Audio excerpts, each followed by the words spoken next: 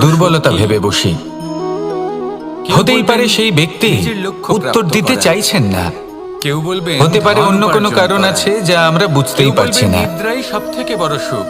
সেই জন্য তাকে কেউ বলবেন দুর্বল রাজ্য ভেবে লাভ নেওয়া করা, অনুচিত। আবার কেউ বলবেন দেখতে গেলে মাতার এই হাত থেকে বিশাল খাবার সমুদ্র এও কিন্তু নীরব, আদি ইত্যাদি। শান্ত হয়। কিন্তু যদি সত্যি কথা বলি, কিন্তু যখন সে এই সংসারের সবথেকে রুদ্র বড় মূর্তি সুখ ধারণ হলো করে তখন কি হয়? সেবা করা। সমগ্র কখনো কাউকে সংসারকে সেবা করে বিনাশের পথে নিয়ে যায় এই সমুদ্র। এই সেবা দ্বারা অন্য কোনো প্রলয় মানুষের সৃষ্টি আশীর্বাদ করে। লাভ করাতেই সুখ